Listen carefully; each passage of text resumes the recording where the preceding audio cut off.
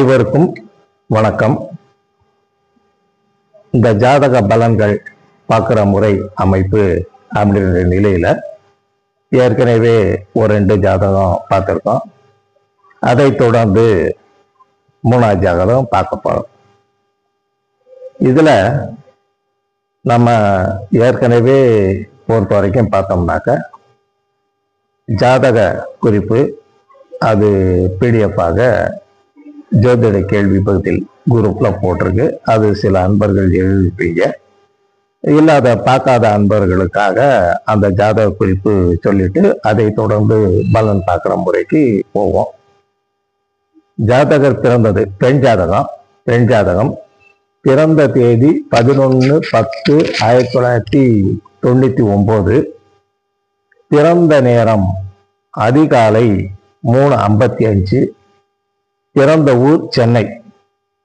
இதன் அடிப்படையில் லக்னம் சிம்மம், லக்னத்திலேயே சுக்கிரன், கன்னியில் சூரியன், துலாத்தில் சந்திரன் புதன், தனுசில் கேது, தனுசில் செவ்வாய், மகரத்தில் கேது. தனுசில் செவ்வாய் 11/10/1999 3:55 அதிகாலை. ஆமா, அதிகாலைனா இரவு அப்படின்ற மாதிரி. பிறந்த ஊர் சென்னை. லக்னம் சிம்மம், சிம்மத்தில் சுக்கிரன், கன்னியில் சூரியன், துலாத்தில் சந்திரன் புதன்,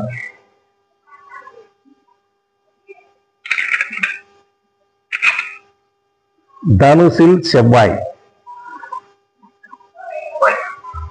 மகரத்தில் கேது,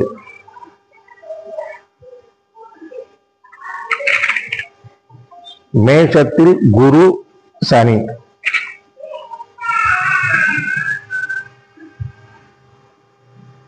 கடகத்தில் ராகு.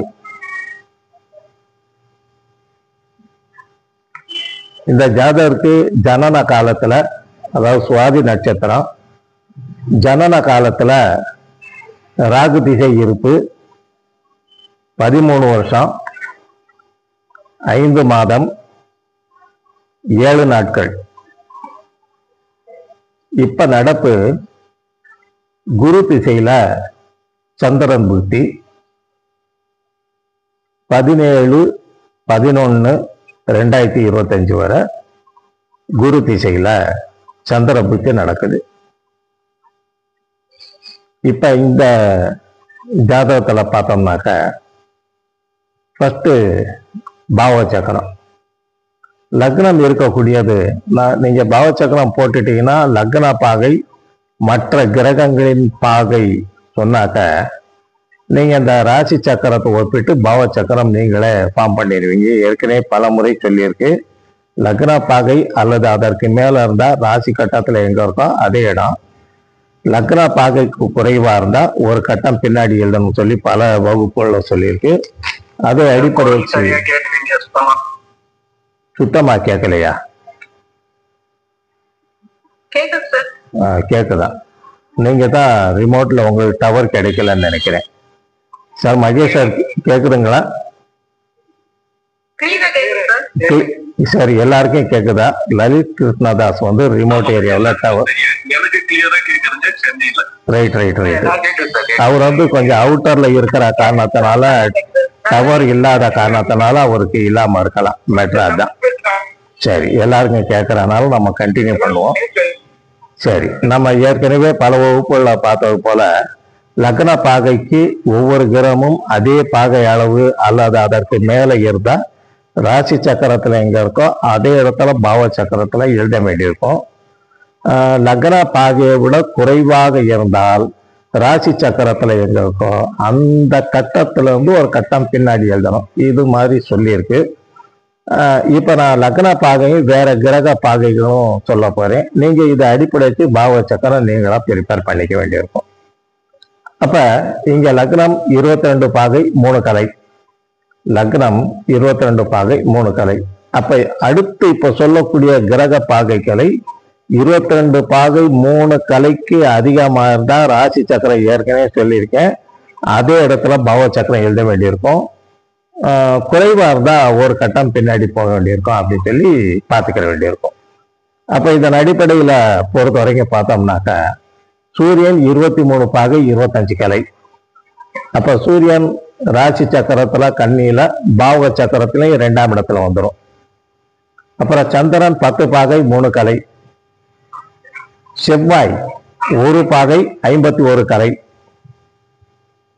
புதன் 14 பாகை 22 கலை. குரு 7 பாகை 53 கலை.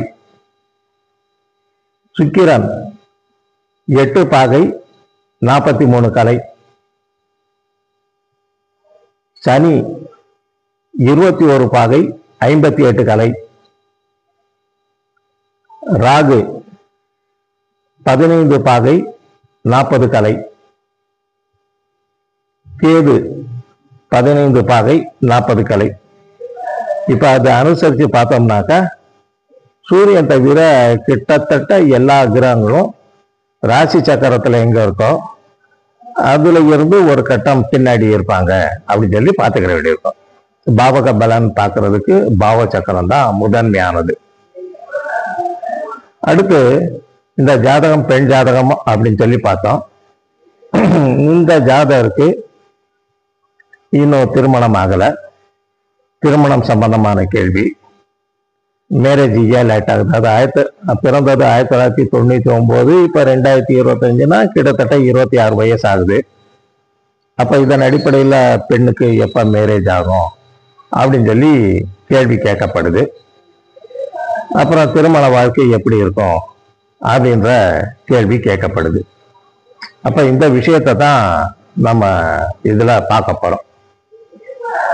அப்ப இதுல பொறுத்த வரைக்கும் பார்த்தோம்னா திருமண வாழ்க்கை அப்படின்னு வர்றப்ப திருமணம் நடைபெறக்கூடிய வயது அப்படின்னு சொல்லி பார்க்குறப்ப பார்த்தோம்னாக்க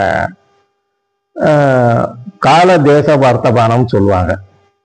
ஒரு 50-60 வருஷத்துக்கு முன்னாடி 13-14 வயசுலயே மேரேஜ் பண்ணிடுவாங்க. அதுக்கு முன்னாடி பார்த்தா 8-9 வயசுலயே மேரேஜ் பண்ணிடுவாங்க.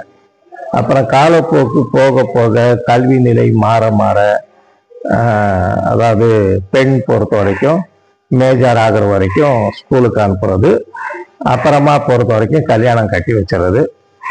அப்புறம் கல்வி நிலை அமைப்பு மாற மாற பார்த்தோம்னாக்க உங்களுக்கு ஆணுக்கு நிகராக பெண்ணும் படிக்கக்கூடிய நிலை அப்படின்னு வர்றப்ப இன்னும் கொஞ்சம் அந்த வயசு வித்தியாச அமைப்பு மாறுறது.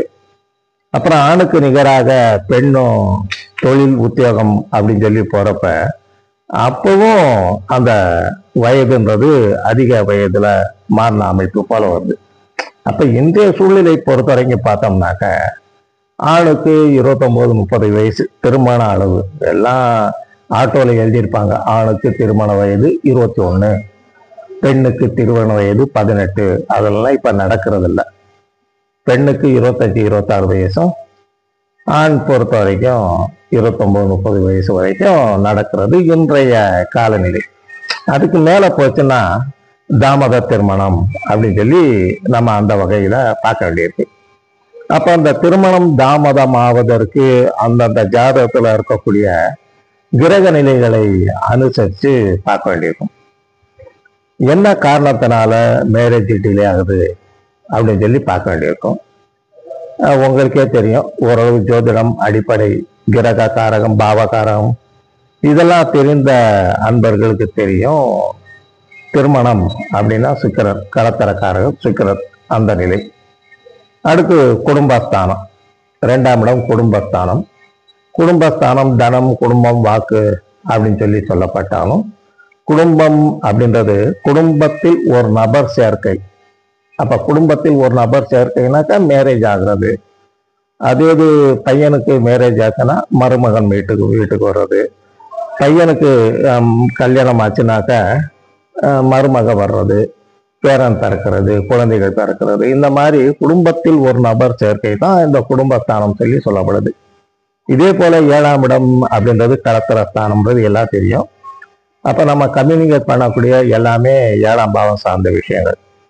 அப்ப ஜாதகத்துல சுக்கிரன், குடும்பஸ்தானம், களத்திர ஸ்தானம், இந்த நிலைகள் பொறுத்த வரைக்கும் வலுவாக இருக்கு, இயற்கை அசுபர்கள் தொடர்பு இல்லை அப்படின்னாக்க திருமணம் சம்பந்தம் வரைக்கும் எந்த விதமான இடையூறும் இல்லாம குறிப்பிட்ட வயதுல அந்தந்த சமுதாயத்துல இந்த வயசுல மேரேஜ் பண்ணும் சொல்லி சமுதாய ரீதியாக இருக்கிற அமைப்புப்படி மேரேஜ் ஆயிரும். இயற்கை அசுபர்கள் தொடர்புனா செயற்கை பார்வை பரிவர்த்தனை இந்த அமைப்பு இருக்கிறதும், அப்புறமா 6, 8, 12 சொல்லக்கூடிய மறைவு ஸ்தானத்துல போகக்கூடிய நிலை, பகை நீசம், இப்படி அமைப்பு இருக்கக்கூடிய நிலையில மேரேஜ் தாமதமாகக்கூடிய நிலை, ஒரு சிலருக்கு மேரேஜே ஆகாத நிலை அமைப்பு போல வருது. அப்ப நம்ம அந்த ஜாதகத்துல இருக்கக்கூடிய காரண காரியங்கள் பார்த்துக்க வேண்டியிருக்கும். அப்ப இது திருமணம்னு ஒரு குறிப்பிட்ட வயசுல நடக்கிறப்ப அதுக்கு முன்னாடியே இந்த வயசுல மேரேஜ்ன்றப்போ ஒரு 2-3 வருஷத்துக்கு முன்னாடியே ஜோதிடரை பார்த்து தடை, அதாவது தாமதம் ஆகக்கூடிய நிலை அமைப்பு இருக்கா, அதற்குரிய சொல்யூஷன் என்ன அப்படின்னு சொல்லி பார்த்து முன்னேற்பாடு பண்ணாக்க டிலே ஆகாம இருக்கும். பெரும்பாலும் யாரும் அப்படி பண்றதில்லை. கல்யாணம் பண்ணுவோம் அப்படின்னு சொல்லி திருமண தகவல் மையத்துல படித்த பின்னாடி தான் இன்னும் வர்ற ஜாதகம்லாம் தட்டி போகுதுன்னு பின்னாடி தான் என்ன பரிகாரம் செய்யலாம் அப்படின்ற எண்ணங்கள் வருது.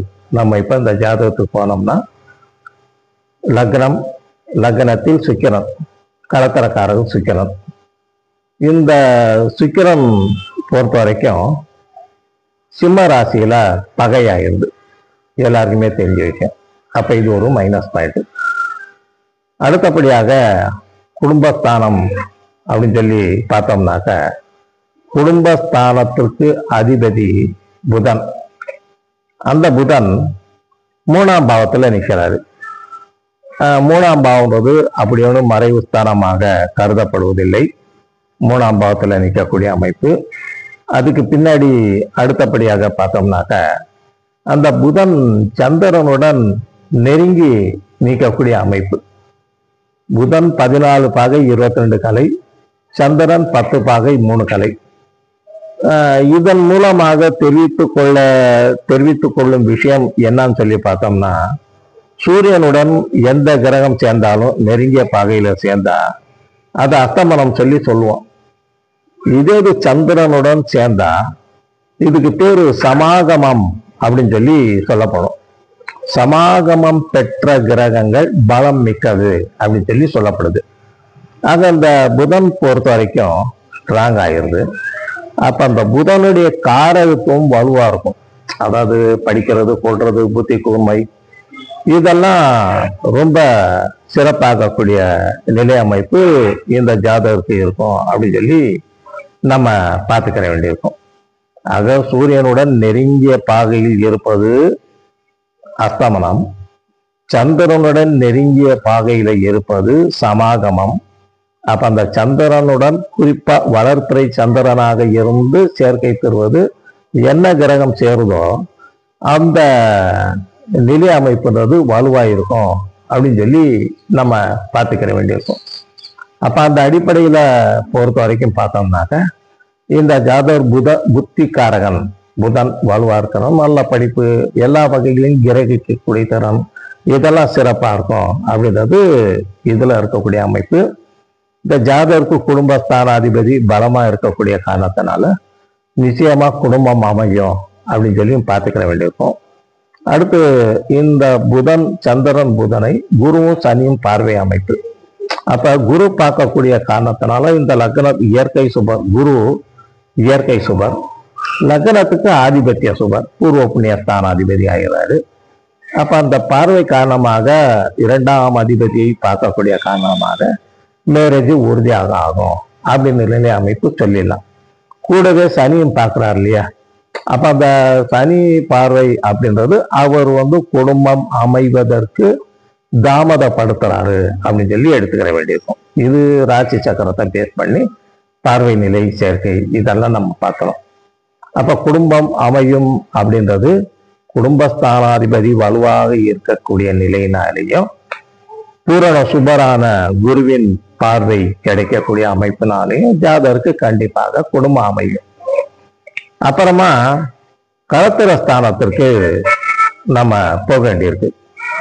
களத்திர ஸ்தானத்துக்கு போனோம்னா களத்திர ஸ்தான அதிபதி சனி அவர் என்ன கண்டிஷன்ல ஆனாரு அப்படின்னு சொல்லி பார்த்தோம்னாக்க அவர் நீசம் ஆயிட்டாரு. அப்ப பகை நீசம் ஆன கிரகங்களுக்கு பலம் குறைவு அப்படின்ற நிலை எல்லாருக்குமே தெரியும். ஆக இங்க களத்திர ஸ்தானாதிபதி வீக் ஆயிட்டாரு அப்படின்னு இல்லை. ஆக களத்திர ஸ்தானாதிபதி பலம் கம்மி, குடும்பஸ்தானாதிபதி புதனை மந்தன் சனி பார்வை, இது இன்னொரு 2வது பாயிண்டா எடுத்துக்கலாம். அடுத்து சுக்கிரன் பகை. இந்த மாதிரியா 3 விதமான காரணங்களால இந்த ஜாதகருக்கு மேரேஜ் டிலே ஆகுது அப்படின்னு சொல்லி பார்த்துடலாம். இன்னொரு முக்கியமான காரணமும் இருக்கு. அதாவது சுக்கிரன் பொறுத்த வரைக்கும் பார்த்தோம்னாக்க சுக்கிரன் பகை மட்டும் இல்லாம இந்த சுக்கிரனுடைய தன்மைன்னு சொல்லக்கூடிய களத்திரம், குறிப்பா களத்திரம் அப்படின்னு வர்றப்ப சூரியனுடன் ரொம்ப நெருங்கி, அதை 10 டிகிரிக்குள்ள நெருங்கிருச்சுனாக்க அஸ்தமனம் அப்படின்ற நிலையில வலு இழக்குது. அந்த வலு இழப்பு என்ன செய்யும்னாக்கா மேரேஜ் லேட் மட்டும் இல்லாம அந்த புத்திர உற்பத்திக்கான உயிரணுக்கள், குரு புத்திரனுக்கு காரகன் இருந்தாலும் உயிரணுக்களின் உற்பத்தி அப்படின்னு வர்றப்ப சுக்கிரன் தான் மூல காரணம் ஆயிடுது. அப்ப அந்த சுக்கிரன் வீக் ஆகுறப்ப மேரேஜ் லேட் ஆகுறதோட மட்டும் இல்லாம புத்திர உற்பத்தியும் பாதிக்கக்கூடிய நிலை அமைப்பு வருது அப்படின்னு சொல்லி பார்த்துக்க வேண்டியிருக்கும். இப்ப இங்க சுக்கிரன் பொறுத்த வரைக்கும் பார்த்தோம்னாக்க உங்களுக்கு பகை நிலை மட்டும் இல்லாம ஒண்ணு சூரியனோட நெருங்கி இருந்தா அஸ்தமனம், இல்லாட்டி சூரியன்கிட்ட இருந்து 40 டிகிரிக்கு மேல தள்ளி போச்சுனாக்க அந்த ஜாதகருக்கு மேரேஜ் ஆவது தாமதமாகிறது மட்டும் இல்லாம திருமண வாழ்க்கை அவ்வளவா இனிமையாக இருப்பது இல்லை. ஏன் அப்படின்றப்ப இது லாஜிக்கலா சிந்திக்க வேண்டியிருக்கும். சூரியன் ஆத்மாவுக்கு காரகன், சூரியன் ஆத்ம காரகன். இந்த ஆத்மா அனுபவிக்க வேண்டிய களத்திர சுகம் ஆத்மாட்ட தொலை தூரம் தள்ளி போயிடுச்சு. அதன் காரணமாக இந்த ஜென்மத்தில் ஆத்மா ஆகப்பட்டது உங்களுக்கு இந்த களத்திர சுகம் அனுபவிப்பதில் அவ்வளவாக பூரண திருப்தி இருக்காது அப்படின்னு சொல்லி பார்த்துக்க வேண்டியிருக்கும். இது ஆணா இருந்தாலும் சரி பெண்ணா இருந்தாலும் சரி பொருந்தும். பொதுவா ஜாதக பலன் பார்க்குறப்ப இது நான் பெண் ஜாதகம் சொல்லி சொன்னனால தெரியும். இல்லாத பட்சத்தில் ஆண் ஜாதகமா இருந்தாலும் சரி பெண் ஜாதகமா இருந்தாலும் சரி பலன் சொல்றது அப்படின்றது ஒரே மெத்தட் தான். அதுல எந்த மாற்றமும் கிடையாது. ஒரே ஒரு விஷயம், இங்க விருச்சிகத்தில் இயற்கை அசுபர்கள் இருந்தால் ஆண் ஜாதகமா இருந்தா யூரினல் ப்ராப்ளம் வரும், பெண் ஜாதகமா இருந்தா கர்ப்பப்பை பிரச்சனை வரும். அப்ப அந்த டயத்துல மட்டும்தான் பெண் ஜாதகமா இருக்கிறப்ப கர்ப்பப்பை பிரச்சனைன்னு சொல்ல வேண்டியிருக்கும். ஆண் ஜாதகத்துக்கு அந்த வார்த்தை யூஸ் பண்ணக்கூடாது. அதான் இதுல இருக்கக்கூடிய விஷயம். மற்றபடி எந்த பாவக பலன் பார்க்கணும்னாலும் ஆணா இருந்தாலும் பெண்ணா இருந்தாலும் ஒரே வகையான நிலை அமைப்பு ஹேண்டில் பண்ண வேண்டியிருக்கும். அந்த காரணத்தினால இங்க சூரியன் பொறுத்த வரைக்கும் கன்னி ராசியில 23 பாகை 25 கலை, அதாவது 23 டிகிரி வச்சுங்க. கன்னி ராசியில 23 டிகிரி சூரியன் வந்துட்டாரு.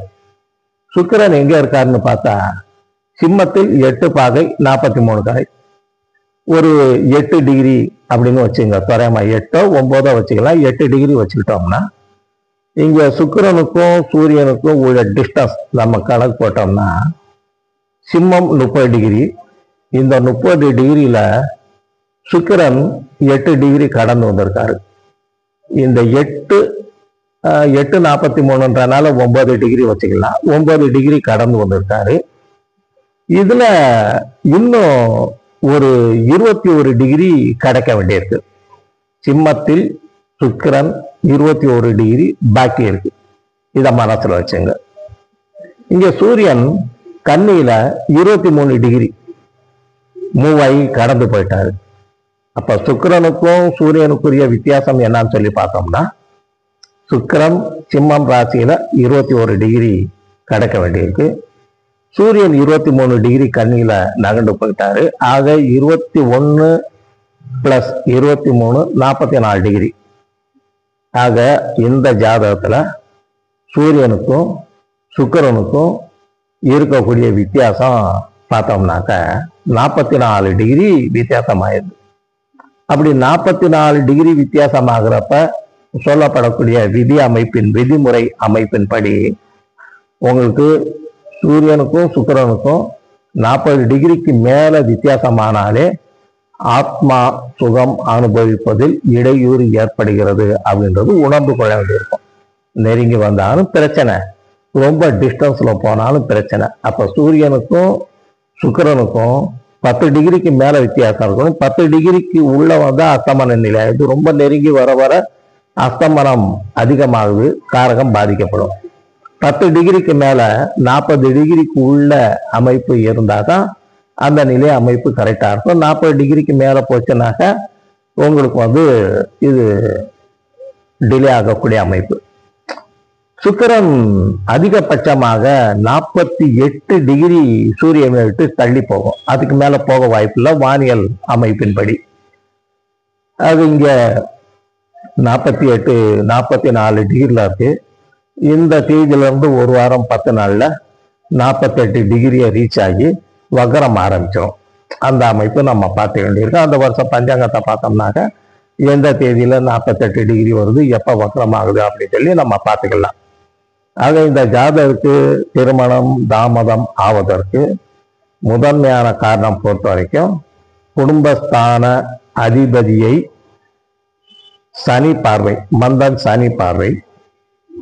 அடுத்து அந்த குடும்பஸ்தானத்தை கடகத்தில் இருந்து 3ஆம் பார்வையாக ராகு பார்வை.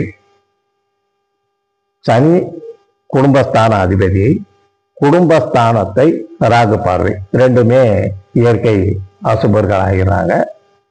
இதுக்கு அடுத்து பார்த்தோம்னாக்க இங்க சுக்கிரன் பகை. சூரியனுக்கும் சுக்கிரனுக்கும் 40 டிகிரிக்கு மேல வித்தியாசம். இந்த மாதிரியான காரண காரியங்கள் பொறுத்த வரைக்கும் இந்த ஜாதகருக்கு திருமணம் தாமதமாகுது அப்படின்னு சொல்லி நம்ம பார்த்தோம். அடுத்து பார்த்தோம்னாக்க இங்க களத்திர காரகம் சுக்கிரன் எங்க நிற்கிறாரு அப்படின்னு பார்த்தா சிம்மம் பகை சொல்லியாச்சு. இருக்கக்கூடியது மகம் நட்சத்திரம். சுக்கிரன் மகம் 3ஆம் பாதம். இந்த மகம் கேதுக்குரியது. இந்த கேது எங்க நிற்கிறாரு அப்படின்னு சொல்லி பார்த்தா லக்னத்துக்கு 6ஆம் இடத்துல நிற்கிறாரு. 6ஆம் இடம்ன்றது நல்ல ஸ்தானமா நல்ல இல்லாததா அப்படின்றது உங்களுக்கே தெரியும். சுக்கிரன் இருக்கும் நட்சத்திராதிபதி கேது லக்னத்துக்கு 6. அந்த லக்னத்துக்கு 6 அப்படின்றது களத்திரஸ்தானத்திற்கு 12ஆம் இடமாக அமையும் அப்படின்னு சொல்லி உங்களுக்கு தெரியும். அடுத்து சனி. சனி நீசம். சனி பொறுத்த வரைக்கும் பார்த்தோம்னா சுக்கிரனுடைய நட்சத்திரத்துல நிற்கிறாரு. சுக்கிரனுடைய நட்சத்திரத்துல நிற்கிறாரு.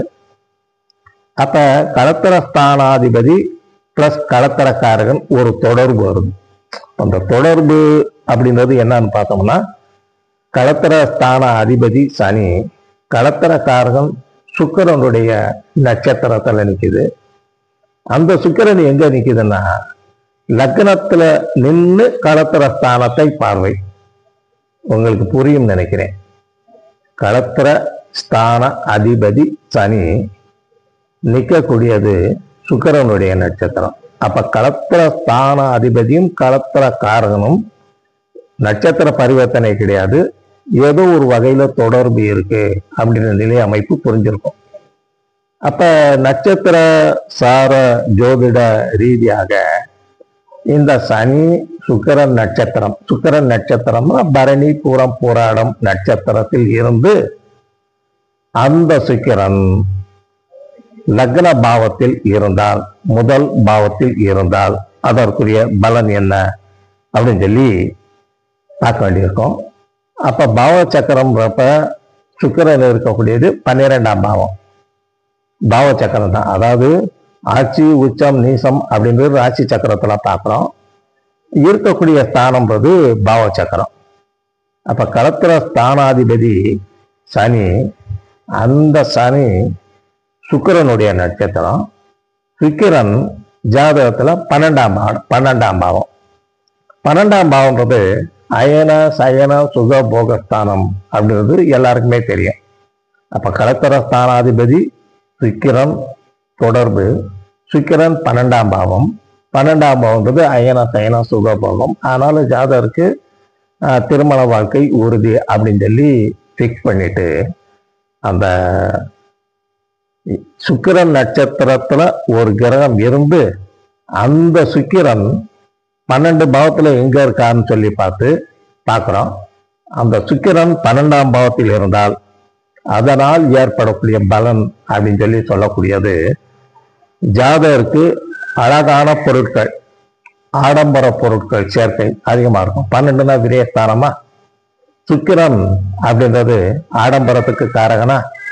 அப்ப அந்த வகையில பொறுத்த வரைக்கும் அழகான ஆடம்பர பொருட்கள் வாங்குவதன் காரணமாக ஜாதகர் ரொம்ப செலவழிப்பாரு அப்படின்னு சொல்லி பார்த்துக்கிற வேண்டியிருக்கும். அப்புறமா சயன சுகம் பாதிக்கப்படக்கூடிய பெண்களால் விரயம் அப்படின்னு சொல்லி சொல்லப்படுது, நஷ்டம் அப்படின்னு சொல்லி சொல்லப்படுது. 12ஆம் இடம் அப்படின்ற காரணத்தினால சயன சுகம் பாதிக்கப்படக்கூடிய நிலை அமைப்பு அப்படின்னு சொல்லி வந்துடுது. ஆக 7ஆம் அதிபதி யாரா இருந்தாலும் சரி, சுக்கிரன் நட்சத்திரத்துல இருந்து சொல்லக்கூடிய சுக்கிரன் நட்சத்திரம் தான், எந்த நட்சத்திரம்னாலும் இருக்கலாம். இப்ப இந்த வகையான பலன்கள் பொறுத்த வரைக்கும் MA ஜோதிடவியல் MA 2ஆம் ஆண்டு முதல் தாள் பேப்பர்ல இந்த பலன்கள் சொல்லப்பட்டிருக்கு.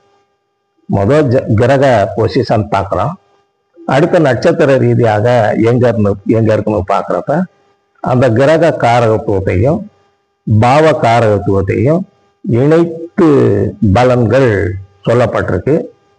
இது என்ன பாட புஸ்தகத்துல 2ஆம் ஆண்டு தாள் 1 ஜாதக பலன் நிர்ணயித்தல் அப்படின்ற புஸ்தகத்துல சொல்லப்படுது. அது உங்களுக்கு 2ஆம் பாடத்திலேயே அது ஆரம்பிக்கும். கிரகங்களின் நட்சத்திர பாவக பலன்கள் அப்படின்னு இருக்கும். MA அன்பர்கள் ஒரு கிளாஸ் அது படிக்கலாம். அப்ப அது படிக்கிறப்ப ஒரு விஷயத்த மனசுல வச்சுக்கிற வேண்டியிருக்கும். 12 பாவகங்களின் காரகத்துவம், 9 கிரகங்களின் காரகத்துவம், இந்த சுருக்கமா மனசுல வச்சுக்கிட்டாலே இந்த பலன்கள் எதை அடிப்படையா வச்சு எழுதப்பட்டிருக்கு அப்படின்ற ஒரு டெக்னிக் உங்களுக்கு புரிஞ்சிடும். இப்ப இதுல களத்திர ஸ்தானாதிபதி சனி, இந்த சனி ஆகப்பட்டது களத்திர ஸ்தானாதிபதி சனி மட்டும் கிடையாது, எந்த கிரகமா இருந்தாலும் சுக்கிரன் நட்சத்திரத்துல இருந்து சுக்கிரன் 12ஆம் இடத்தில் இருந்தால், அப்ப சுக்கிரன்றது அழகு, 12ஆம் இடம்ன்றது செலவு விரயம். அப்ப அதன் அடிப்படையில உங்களுக்கு அழகான பொருட்கள் வாங்குவாரு, ஆடம்பரமாயிருப்பாரு. எதை அடிப்படையை வச்சு சொல்லப்படுது? சுக்கிரனையும் விரயஸ்தானத்தையும் கம்பைன் பண்ணி சொல்லப்படுது. அடுத்தபடியாக சயனோசுகம் பாதிக்கப்படுதல் அப்படின்னு சொல்லி சொல்லப்படுது. சுக்கிரன் பொறுத்த வரைக்கும் களத்திரக்காரன், 12ஆம் இடம்ன்றது சயனஸ்தானம்.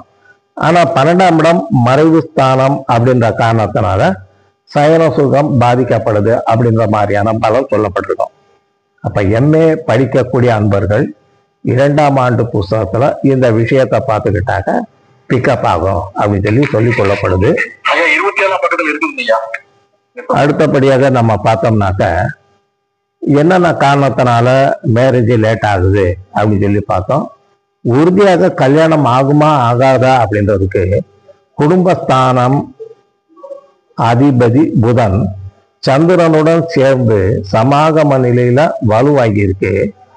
அடுத்தபடியாக பார்த்தோம்னாக்க இங்க குருவும் பூரண சுபர் மற்றும் இந்த லக்னத்துக்கு ஆதிபத்திய சுபர் குருவும் குடும்பஸ்தான அதிபதியை பார்வை.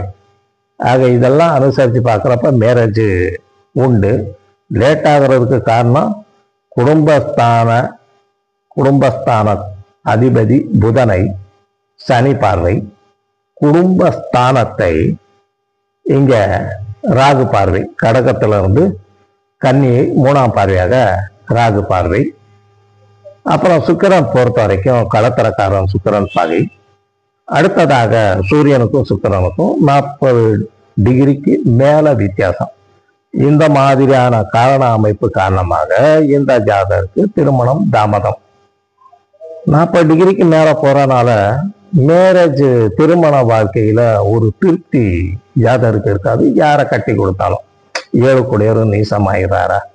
ஆக இந்த மாதிரியான ஜாதகத்திற்கு பொருத்தம் பார்க்குறப்ப குடும்பஸ்தானம் வலுத்து இருக்கணும், களத்திரஸ்தானம் வலுத்து இருக்கணும். இந்த மாதிரியான ஜாதகத்தை சூஸ் பண்ணி ஃபிக்ஸ் பண்ணணும். இந்த ரெண்டுமே வலுத்து இருக்கிற மாதிரியான ஜாதகம் கிடைச்ச பின்னாடி இது பண்ணணும். பொதுவாக தசைவித பொருத்தம் பார்த்து பண்றதை விட வரக்கூடிய வரன் ஆண் ஜாதகத்துக்கு, இது பெண் ஜாதகம்ன்றனால ஆண் ஜாதகத்தை எடுத்து குடும்பஸ்தானம் அசுபர்கள் தொடர்பு இல்லாம இருக்கா, குடும்பாதிபதி 6, 8, 12 போகலையா, களத்திரஸ்தானம் வலுவா இருக்கா எப்படின்னு சொல்லி மேட்ச் பண்ணாதான் இந்த ஜாதகம் பொறுத்த வரைக்கும் திருமண வாழ்க்கை ஓரளவுக்கு கரெக்ட் ஆகும் அப்படின்னு சொல்லி பார்த்துக்க வேண்டியிருக்கும். அப்ப இந்த தடை தாமதம் செய்யக்கூடிய கிரகங்களுக்கு ஒரு சொல்யூஷன் யாரா இருந்தாலும் பரிகாரம் அப்படின்னு சொல்லி கேட்கக்கூடிய நிலை அமைப்பு இருக்கும் இல்லையா. அப்ப முதல் களத்திரக்காரன் சுக்கிரன் வீக் ஆகிருது. அப்ப அந்த சுக்கிரன் பொறுத்த வரைக்கும் உங்களுக்கே தெரியும், அதாவது ஆலய பரிகாரம் அப்படின்னு வர்றப்ப இந்த சுக்கிரனுக்குரிய அதிதேவதை மகாலட்சுமி. அந்த பெருமாள் கோயில்ல மகாலட்சுமிக்கு ஒவ்வொரு வாரமும் வெள்ளிக்கிழமை சுக்கிரஹோரையில நெய் தீபம் போடுறது சிறப்பு. முதல் முறையா போறப்ப இந்த ஜாதகர் பேரை சொல்லி அர்ச்சனை பண்ணி செய்ய வேண்டியிருக்கும். அப்ப அந்த பரிகார அமைப்புன்னு வர்றப்ப பார்த்தோம்னா அந்தந்த கிரகங்கள் இருக்கக்கூடிய ராசி நிலைய, அதாவது காலபுருஷ தத்துவ ராசி நிலைய பேஸ் பண்ண வேண்டியிருக்கும். நெருப்பு ராசியில இருந்தா தீபம் ஏத்துறது, இங்க நிலம் ராசியில இருந்தா மாலை இது பண்றது, காற்று ராசியில இருந்தா அர்ச்சனை பண்றது, நீர் ராசியில இருந்தா அபிஷேகம் பண்றது. இந்த மாதிரி பார்த்துக்க வேண்டியிருக்கும். இங்க களத்திர காரகன் சுக்கிரன் சிம்மம் நெருப்பு ராசியில, களத்திர ஸ்தானம் அதிபதி 7ஆம் அதிபதி சனி அவரும் மேஷத்துல நெருப்பு ராசியில. அதனால தீபம் ஏற்றுவது தான் முதன்மையான பரிகாரமா இருக்கும். அப்ப அந்த களத்திர காரகன் சுக்கிரனை வலுப்படுத்துறதுக்கு வெள்ளிக்கிழமை, சுக்கிரனுக்குரிய கிழமையான வெள்ளிக்கிழமை, அதற்குரிய கோரையில நீர்னா அபிஷேகம், நீர்ராசினா அபிஷேகம் அப்படின்னு சொல்லி பார்த்துக்க வேண்டியிருக்கும். அப்படின்ற வகையில பொறுத்த வரைக்கும் பார்த்தோம்னாக்க நெருப்பு ராசியில இருக்கக்கூடிய காரணத்தினால வாரம் வெள்ளிக்கிழமை சுக்கிர கோரையில இங்க மகாலட்சுமி அம்பாளுக்கு தீபம் ஏற்றுறது சுக்கிரனுடைய நிலையை சீர்படுத்த உதவும். அப்புறம் சனி வீக் ஆயிட்டார் இல்லையா, அதாவது 9ஆம் இடத்துல பாவ சக்கரத்துல 8ல இருந்தாலும் அங்க நீசமாயிட்டார். அப்ப அது தாண்டா போல ஸ்ட்ரென்த்து கூட்டுறதுக்கு இந்த சனிக்குரிய தானியம், அந்த தானியம் பொறுத்த வரைக்கும் ஜாதகர் சாப்பிடலாம் அல்லது பிறருக்கு தானமா தரலாம். அப்ப தானமா தரணும்னாக்க இங்க சனிக்குரிய தானியம் எள்ளாகிறது. யாரும் எள்ளு கொடுத்தாக்கா தானமா வாங்க மாட்டாங்க. எந்த தானியமா இருந்தாலும் இனிப்பு கலந்து அந்த மாதிரியான உணவு வகை போல சாப்பிட்ற பண்டம் போல கொடுத்தாக்க வாங்கிக்குவாங்க. இனிப்பாக இருந்தால் யாராக இருந்தாலும் அந்த இனிப்பை பொறுத்த வரைக்கும் மறுப்பது இல்லை. அப்போ எள்ளுருண்டை சிம்பிளாக பார்த்தோம்னா எள்ளுருண்டை இனிப்பாக இருக்கிற மாதிரி. அப்போ அந்த சனிக்கிழமை சனி ஓரையில் சனிக்கு நவகிரக சனிக்கு எள்ளு தீபம் போட்டுட்டு அந்த எள்ளுருண்டை தானம் கொடுக்கறது. சாமி கும்பிட்டு வர்றவங்களுக்கு அது ரொம்ப கம்மியான விலையாக தான் இருக்கும். தானம் கொடுக்கறது அப்படின்றது சனியை வலுப்படுத்த உதவக்கூடிய அமைப்பு. அப்புறமா பொறுத்த வரைக்கும் ராகு, குடும்பஸ்தானத்தை ராகு பார்க்குறார் இல்லையா, அந்த அமைப்பு போல. அப்போ அந்த ராகு பொறுத்தவரையும் பார்த்தோம்னா சனியை போல் ராகுன்னு சொல்லுவாங்க. இப்போ அந்த சனி ராகு கம்பைன் பண்ணுற மாதிரி சனிக்கிழமை சனி ஓரைன்றது ஒன்று, அல்லது ராகு கால நேரத்தில் சனிக்கும் ராகுக்கும் ஒரு தீபம் போட்டு எள்ளுருண்டை அப்படின்ற அமைப்பு போல தானம் பண்ணாக்க இதனால் அந்த கிரகங்களின் தடை நீங்கி ஓரளவுக்கு கண்டிப்பாக அந்த ஜாதகத்துக்கு மேரேஜ் ஆகும் அப்படின்னு சொல்லி பார்த்துறோம். அப்போ திருமணம் நடைபெறும் காலம் அப்படின்னு வர்றப்ப இப்போ அந்த ஜாதகருக்கு குரு திசையில் சந்திர புத்தி நடக்குது அப்படின்னு சொல்லி பார்த்துருக்கோம். இப்போ நவாம்சம் அப்படின்னு ஒன்று இருக்கு. நவாம்சம்ன்றது திருமண கால நிர்ணயம், மற்றபடி திருமண வாழ்க்கை அப்படின்னு சொல்லி சொல்லப்படுது. நவாம்சத்துல களத்திர காரகம் சுக்கிரன் வீக் ஆகக்கூடாது. ராசி சக்கரத்துல வீக் ஆகிருக்கு, நவாம்சத்துல மிக கண்டிப்பாக வீக் ஆகக்கூடாது. நவாம்சத்துல சுக்கிரன் மிதனம் ராசியில, மிதனம் அப்படின்றத பொறுத்த வரைக்கும் உங்களுக்கு புதனுடைய ராசி, சுக்கிரன் நட்பு பெறக்கூடிய ராசி. ஆக ராசி சக்கரத்துல பலம் இழந்திருந்தாலும் நவாம்ச சக்கரம் பொறுத்த வரைக்கும் சுக்கிரன் ஆகப்பட்டவர் நட்பு பெற்று இருப்பதால் அதனுடைய பலவீனம் நிவர்த்தி ஆகுது அப்படின்னு சொல்லி பார்த்துக்கலாம். அப்புறமா ராகு பொறுத்த வரைக்கும் 2ஆம் இடத்துல இருக்கக்கூடிய அமைப்பாயிடுது. நான் சொல்றது நவாம்சத்துல. உங்களுக்கு ஏற்கனவே பிறந்த தேதி, நேரம், ஊர் இதெல்லாம் சொல்லியிருக்கு. இது அடிப்படை வச்சு எந்த மொபைல் ஆப்லையும் நீங்கள் ஒர்க் அவுட் பண்ணிட்டா நான் சொல்கிற அந்த ஜாதகம் உங்கள் கைக்கு கிடைச்சிடும். அப்போ நவாம்சத்தில் 7ஆம் அதிபதி செவ்வாய், நவாம்சத்தில் 2ஆம் அதிபதி சுக்கிரன், நவாம்சத்தில் 7இல் செவ்வாய், நவாம்சத்தில் 2இல் ராகு. 2, 7 குடும்பம் திருமண வாழ்க்கை. ஆக நவாம்சத்தில் 2, 7 அதிபதி செவ்வாய், நவாம்சத்துல 2ஆம் இடத்துல ராகு, நவாம்சத்துல களத்திரக்காரகம் சுக்கிரன். ஆக இங்க நவாம்சத்துல 2, 7 கூடிய செவ்வாயுடைய தசை புத்தி, அல்லது நவாம்சத்துல 2, 7இல் இருக்கக்கூடிய கிரகத்தின் புத்தி அப்படின்னு சொல்லி பார்த்துக்க வேண்டியிருக்கும். அந்த நிலை அமைப்பு போல பார்த்தோம்னாக்க இந்த ஜாதகருக்கு பொறுத்த வரைக்கும் இப்ப சந்திர திசை நடந்துகிட்டு இருக்கு. அடுத்து பொறுத்த வரைக்கும் சந்திர புத்தி, அதாவது குரு திசையில சந்திர புத்தி நடந்துகிட்டு இருக்கக்கூடிய அமைப்பு. அப்புறமா செவ்வாய் புத்தி தொடங்குது. இந்த ஒரு செகண்டு அது ஜாதகம் ஒர்க் அவுட் பண்ணா எப்போ தொடங்குது அப்படின்னு சொல்லி பார்த்தோம்னாக்க 17/11/2025, இன்னொரு 2-3 மாசத்துக்கு சந்திர புத்தி, அடுத்து செவ்வாய் புத்தி வரும். அந்த காலகட்டத்தில் இந்த செவ்வாய் பொறுத்த வரைக்கும் நவாம்சத்துல 7ஆம் இடத்துல இருக்கக்கூடிய நிலை அமைப்பாகிடுது. அதாவது நவாம்ச லக்னத்துக்கு 2ஆம் அதிபதி, நவாம்ச லக்னத்துக்கு 7ஆம் அதிபதியாகி 7ஆம் இடத்துல வலுத்து இருக்கக்கூடிய அமைப்பு. இப்ப இந்த ஜாதகருக்கு குரு திசையில சந்திர புத்தி, அடுத்து செவ்வாய் புத்தி 17/11/2025 இருந்து 24/10/2026 வரை நடக்குது. ஆக அந்த காலகட்டத்துல முயற்சி எடுத்தாக்க அந்த செவ்வாய் புத்தி காலகட்டத்துல நடக்கக்கூடிய சாத்தியக்கூறுகள் நிறையவே இருக்கு.